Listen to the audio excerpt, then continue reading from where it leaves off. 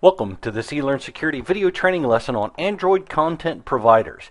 In this video we are going to see how wrong implementations in the Android manifest may compromise the security of the data stored on the device. In the first part of the video we will see how content providers work, while in the second part we will exploit an application that doesn't implement the application permissions properly. During the first part of this video our target will be the application named SimpleNote, which is a trivial app that permits the user to create and read notes. Let's open our virtual device and run the application.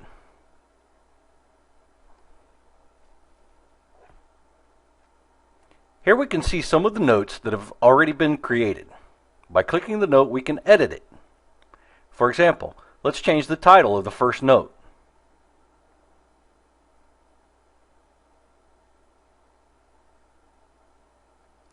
Since we are going to take advantage of permissions misconfigurations in the Android manifest, let's first see how different manifest implementations may or may not cause data leakage. Let's open the Android manifest of the target application and verify what is defined in it. Here is the manifest of our target application, SimpleNote. Here is defined a permission element with the name com.els.simplenote.read_note. If we scroll down, we can see a few activities, and right after those activity nodes, we can see a provider element. This element tells us that the application declares a content provider. The attribute name defines the fully qualified class name of the class that implements the content provider. If we open the source folder 3 in the left pane, we can see the class.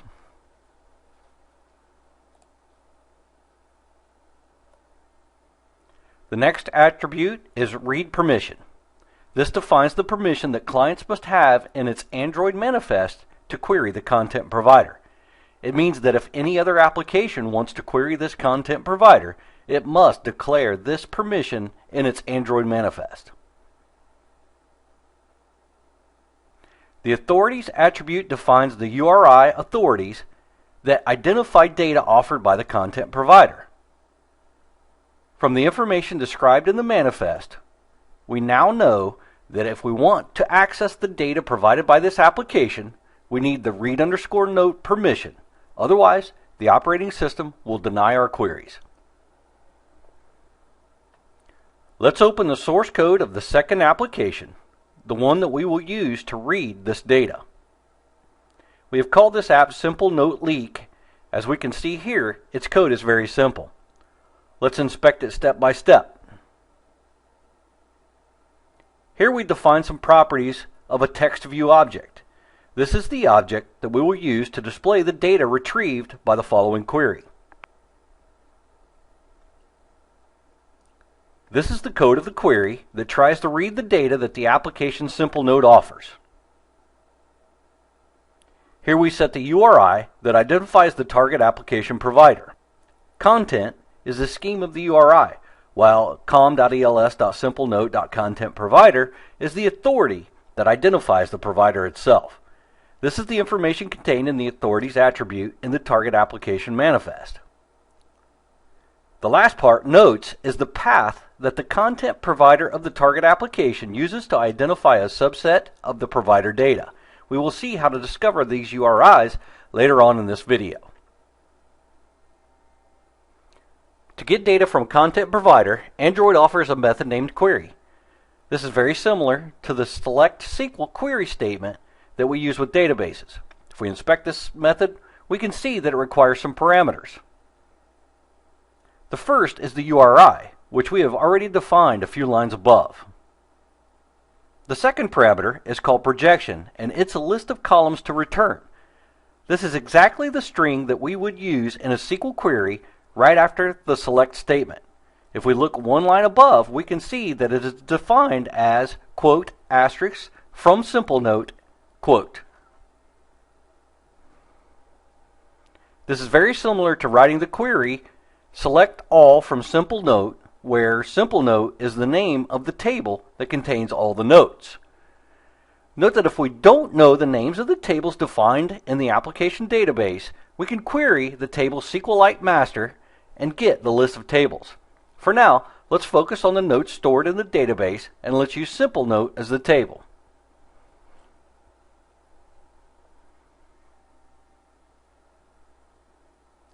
The next parameter of the method is the selection.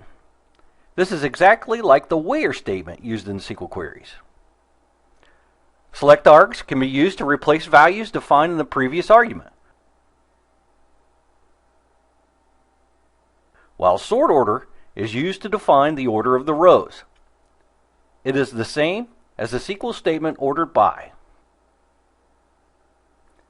This line of code queries the target content provider and returns the result into a cursor object. Cursor is an interface that provides read and write access to the result set returned by a database query.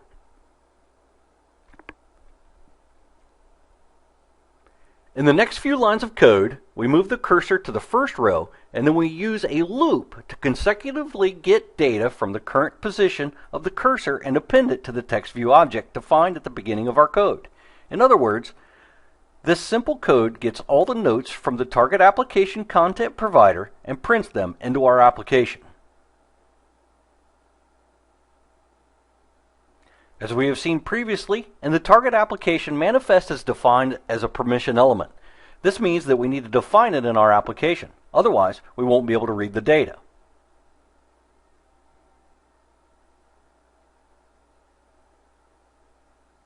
So let's copy this value and open the manifest of our application. To request the target permission, we have to define the following element. Uses permission Android name com els simple note read underscore note, where name defines the name of the permission that we have just copied and that we want to access. So here we are. Our application is complete, and we can now run it on the device and see if we are able to read the notes contained in the target application. Let's click Run and wait until the application loads on the device.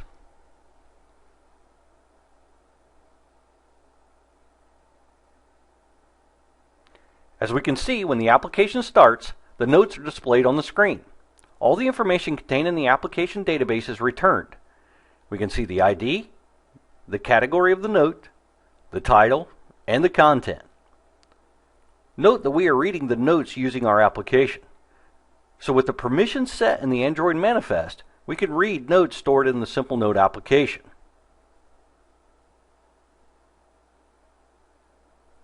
Let's close the application and go back in ADT. Now let's delete the uses permission element from the manifest of Simple Note leak. Since the target app requires this permission to access its data, we should not be able to access them anymore.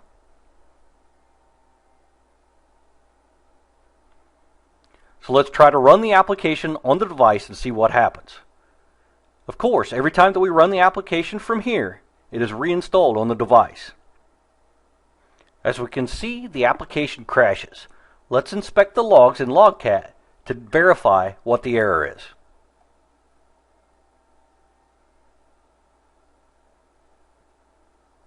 Here we can see a fatal exception, and if we look at the message, we can see that the reason for the crash is a permission denial when reading the following content provider, which is the one defined in the target application.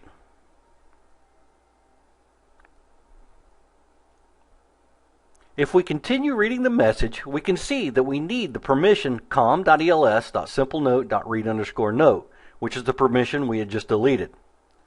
So as we have seen, if the target application implements correctly the permissions required, we need to define them in the Android manifest of our attack application.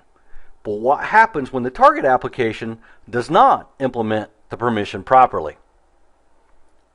Let's try to modify the target application manifest and delete the permission element at the beginning and the read permission attribute in the provider element.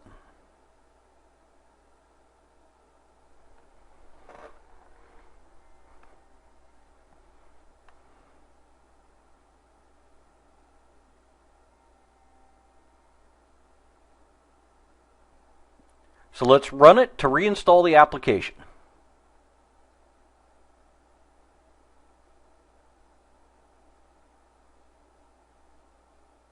As we can see, it still works. For example, let's create a new note with some useless data.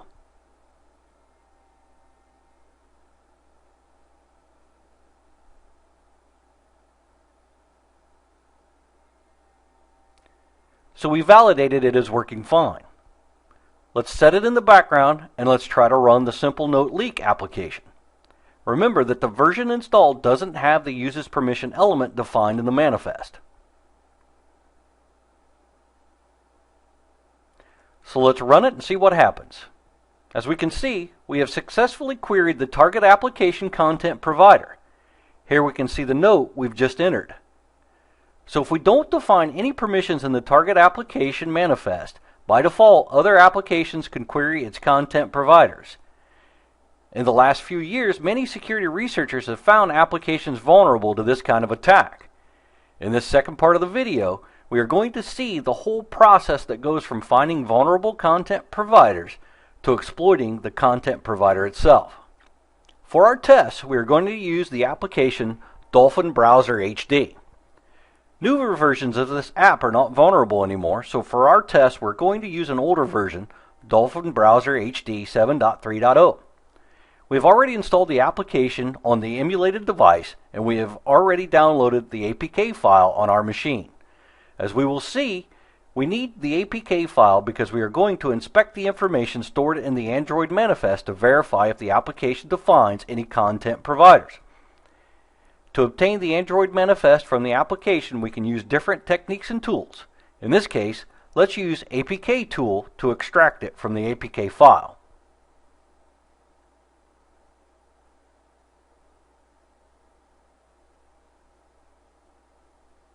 So let's open a new command line, then move in the desktop folder and run the command apk tool d dolphin browser HD 7.3.0.apk space dolphin.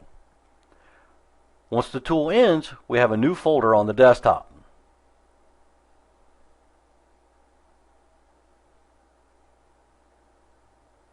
Let's open the folder and inspect the Android manifest of the app.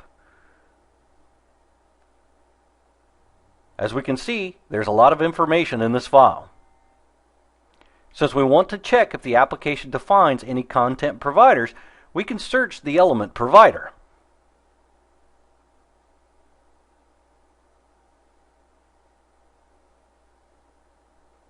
So here we have the first provider element, but as we can see, it also defines the path permission element. This means that we can't access this provider unless we define the following permission in our malicious app manifest.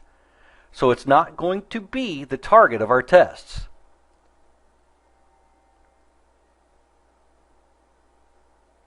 Let's continue our search, and a few lines later, we find another provider element.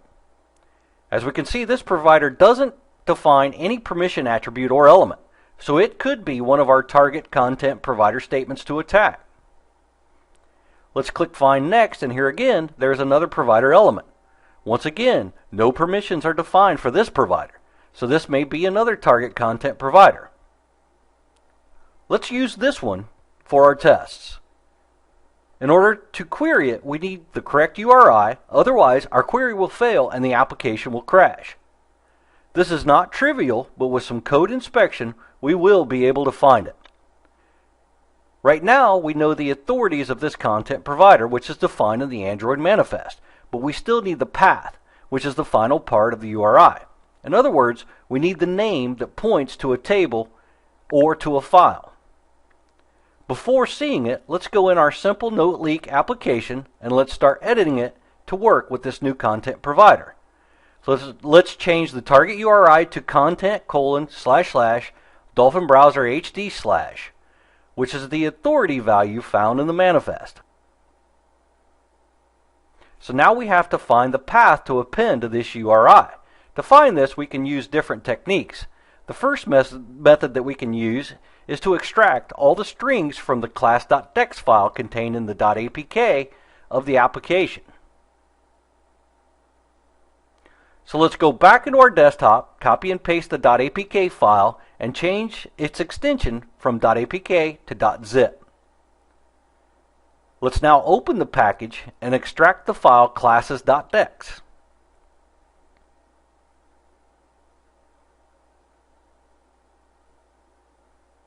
Now we have to extract all the strings from this file. To do this, let's open a new command line prompt, then move in the desktop folder and run the strings command. Let's set the number of the consecutive characters to 8, and let's print the output into a file named dolphin.txt.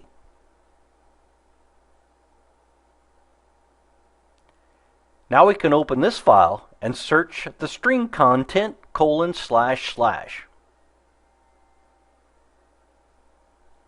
As we can see, we have found several URIs. Even if none of them seems to be related to the authority Dolphin Browser HD found in the manifest, let's note down these paths.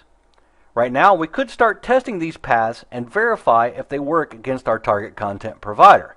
Before doing this, let's use another method to find the correct paths. We need to decompile the application using dex2jar, and then inspect the decompiled app to find any useful information about content providers' URIs. To do this, let's go back into the terminal and write the following command: d2j-dex2jar space dolphin underscore browser underscore hd underscore 7.3.0.apk space -o space dolphin.jar. Now we have the decompiled application. Let's open it with jd-GUI and let's inspect the code.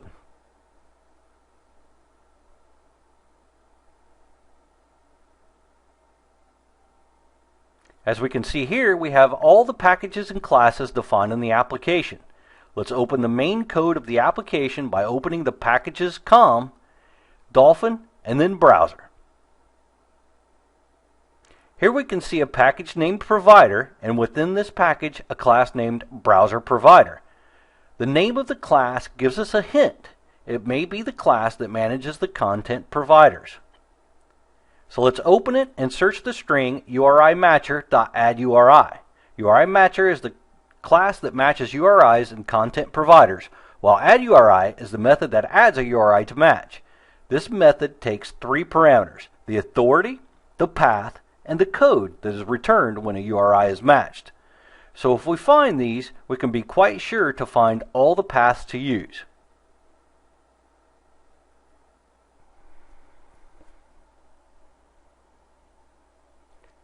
As we can see, they are defined in this class. Here we can find the 3 parameters explained before: the authority,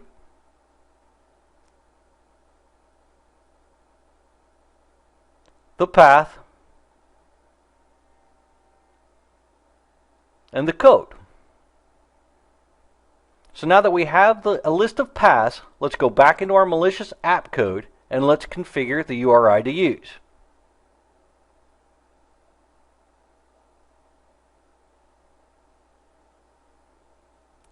Let's use the first path, bookmarks, and let's delete the projection from the query. So if this works, we'll be able to get information from the Dolphin browser application without specifying any permissions.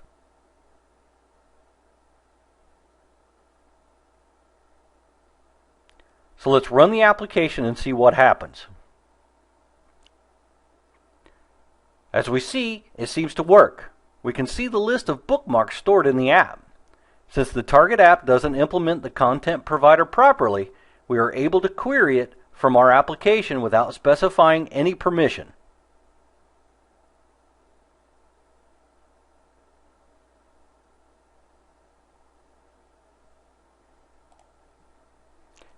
Now that we know it works, we may be able to change the path value in the source code and try to get as much information as possible.